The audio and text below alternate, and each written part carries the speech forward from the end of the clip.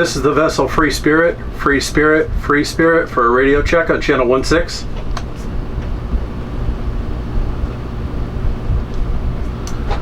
This is a vessel Free Spirit for a radio check on channel 16.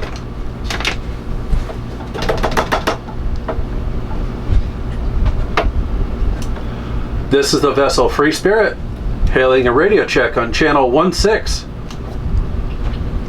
It's broken. How are we supposed to go out without a working VHF? You tell me, love.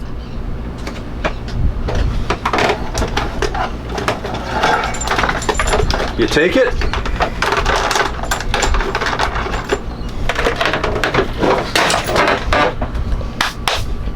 Problem fixed. No, not yet. Do you know how we fix this problem? Buy a new one? No. We thank Icom America for sponsoring this video with brand new communication gear. Icom has been gracious enough to help us with the VHF. We have a brand new single sideband. We also have the tuner.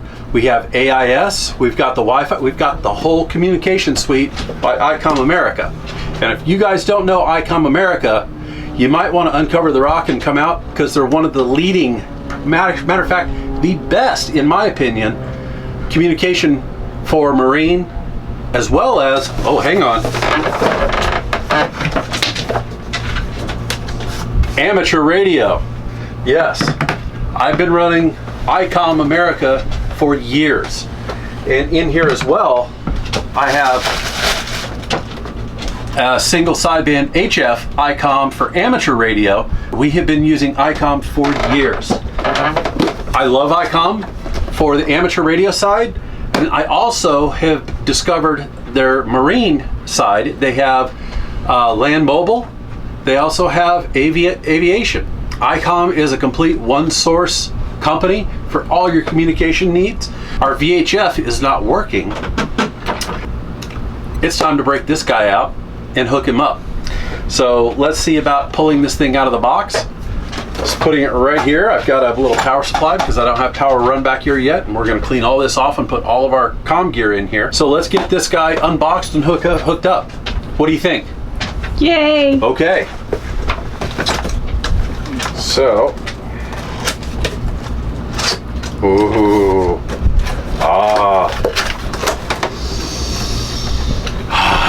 fresh new electronics. Weirdo. So we have this beautiful microphone,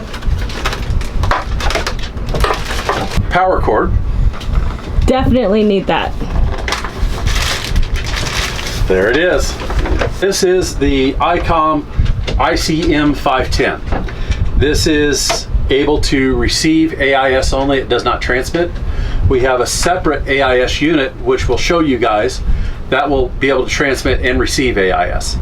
Before I hook this up, I need to get our ship's license, which I always have on board from the FCC. In this, we have a international MMSI number. So it's a ship station identifier. And this is what I will put into this radio to identify our vessel with the Coast Guard, and it goes into an international database so we can be seen around the world no matter where we sail. That's the reason why I went with this number versus a one through like Towboat US or CTO or the Power Squadron, because those are just local within the US. I wanted to go international, that's why I went with the FCC. And this is actually our ship license for the sideband radio as well, because you do need a license to talk on single sideband on the marine frequencies. So this allows us to do that. Let's go ahead and get this puppy hooked up.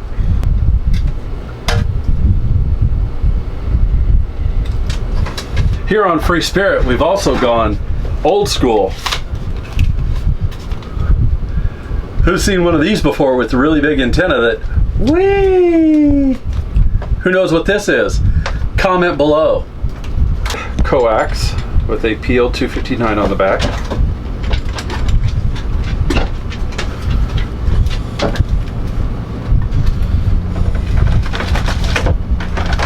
We are amidst, believe it or not, boat projects.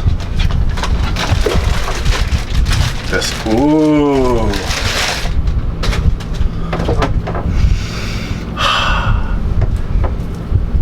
Brand new. All right, Nancy. Yes, my love. I never let anybody do this, but come here. On every new radio on the screen, you see this lovely plastic protective. Yes. I'll let you do the honors. Oh, no way. I get to touch it? Take it off, baby. Take it off. Do-do-do. Ooh. Ooh. That's on there pretty good. Yeah, it is.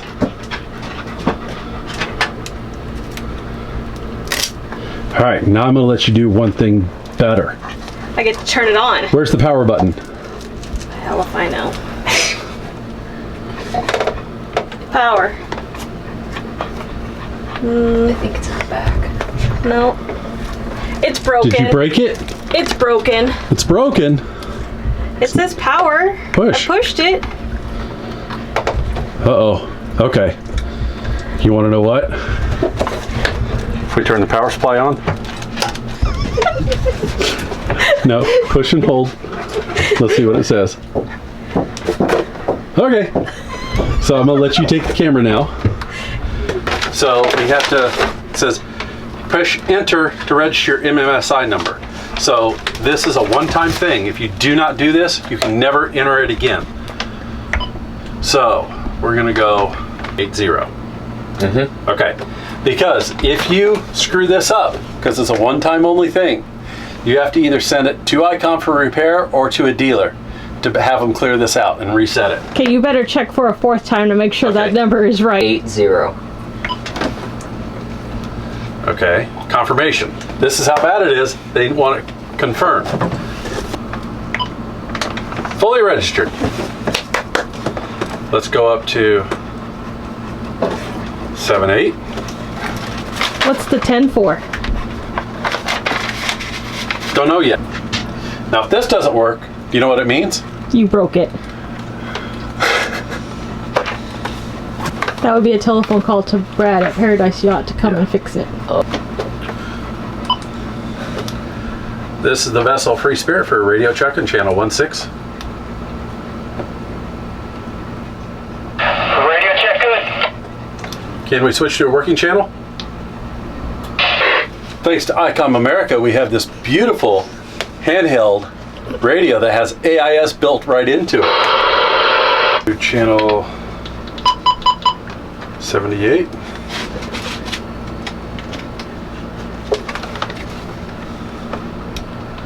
This is the vessel Free Spirit for a radio check on channel 78.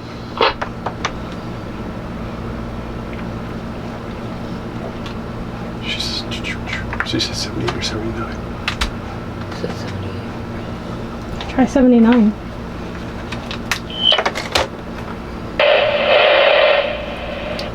Cito, this is Free Spirit for a radio check on channel 78.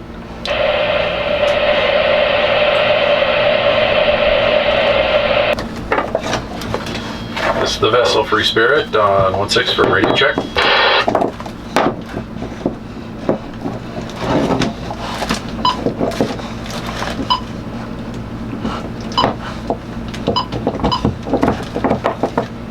Okay, see? Now it got our position, set our time. So it got a GPS signal just by sitting there without an antenna on it. Wow. I'm hearing some sizzling there.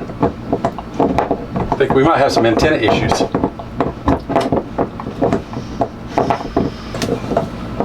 Anchor alarm.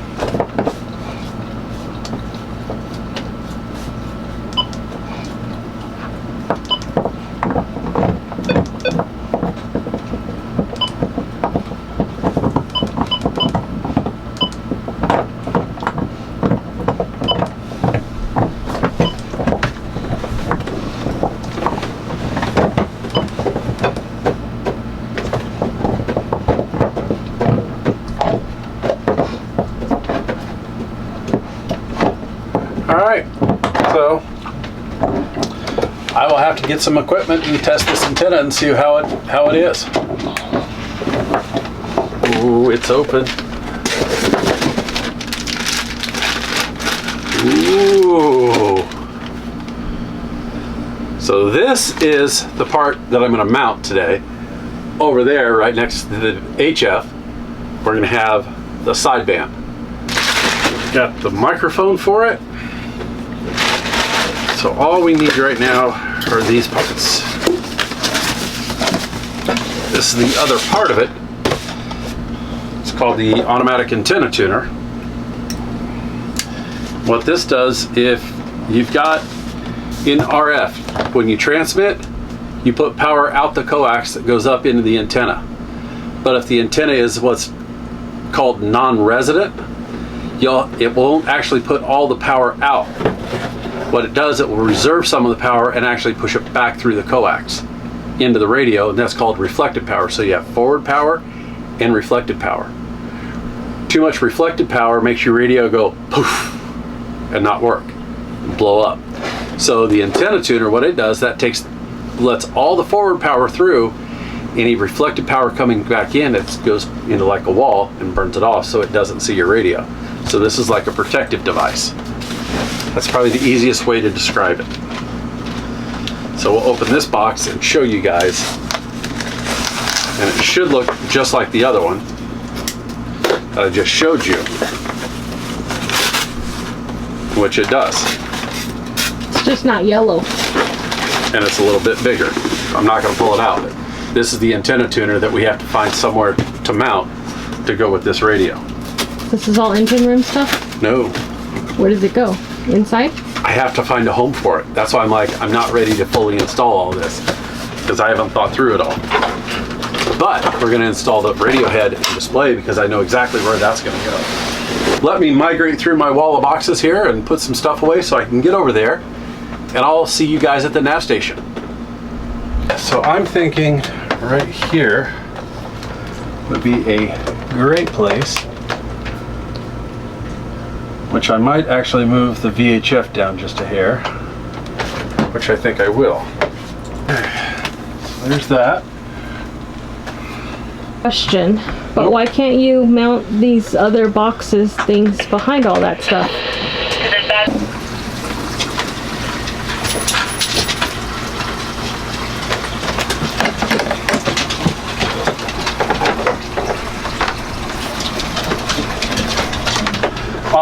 I can mount them back there, to answer your question. It's just going to take up a lot of real estate, and I have also outlets I have to mount back there to plug in, like the UPS and the Synology and the chargers for the radios, and there's a lot to going on back here. I have to mount the breaker panel back here somewhere. I've got to leave room for a computer here for charting. I also have a chart plotter to put somewhere in here. So there's a lot going on here. That's why I have to think about it real hard before I start mounting stuff. And I will probably go either in this closet or down under here and mount those so they're out of the way. There's a lot going on down here.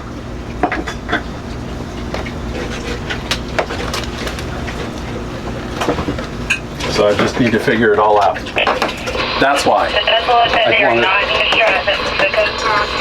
So that's why I want to kind of go slowly through here and try to figure it out, because this is a huge project and undertaking.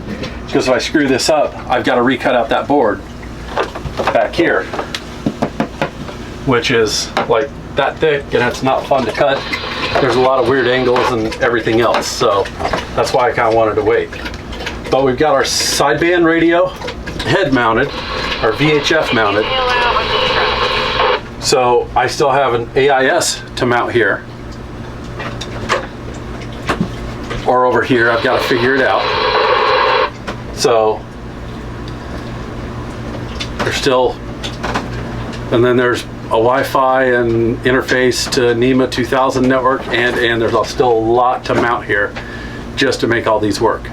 but there's a third display to get mounted up here that Icom has, which I might end up taking this and moving it down again just a hair. So we will see. More to come, but a huge shout out and thank you to Icom America when we do the full install of all this. But here is kind of what the sideband looks like and the VHF looks like. The sideband will have a very similar display. So this is huge for us. This is huge. So, and for the AIS, what we did is we've got one antenna. So I have this by Vespar, which is basically a fancy splitter that'll take the AIS radio into here, the VHF into here, and the antenna here. So it will toggle so I can transmit both of these into one antenna and not have that reverse power. So this will keep the reverse power from this going back into this radio or this radio going into this one. It keeps them separate, which is very nice. So this is going to have to get wired in there, and these radios go into here. So there's a lot to be done still, and it's going to be a multi-day undertaking.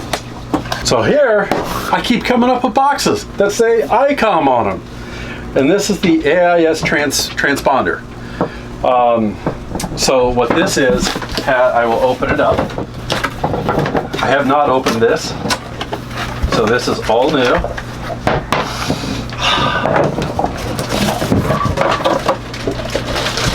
So what I was talking about is the other display is this guy. So I have to figure out where to put it in here. You can't just like connect them to other parts there? No, because there's screws on the side to hold the display in. So I mean, I could put it here. This is the radio itself. That's got all the interfaces to it. Let's see, it's got cables, more cables. It even comes with an antenna mount, which we don't need.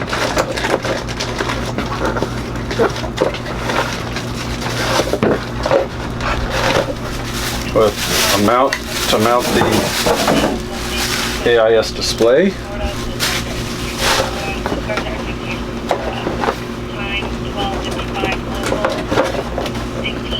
Let's see what this is.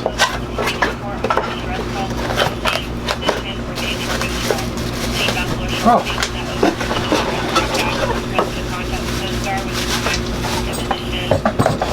Who knows what this is? You know what this is? Not a clue. You know what this is, Elijah? I agree with Nancy here. It's a massager, right? No. Oh. This is a GPS receiver antenna. So this receives coordinates of your long and lat, and when you move, it coordinates speed and everything else. So this gives exact position, like this is doing, at 27 degrees 58 north and 82 degrees by 48 west. So this is receiving off satellites up in the sky to give our position, and this is an antenna to do that as well. So with a lot of cable, so we'll have to run this out somewhere and put it on a rail or something outside to receive.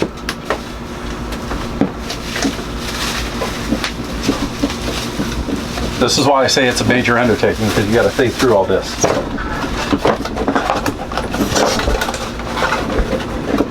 All right, so instead of boring you of me drilling more holes, screwing stuff in, we just kind of did and it's done.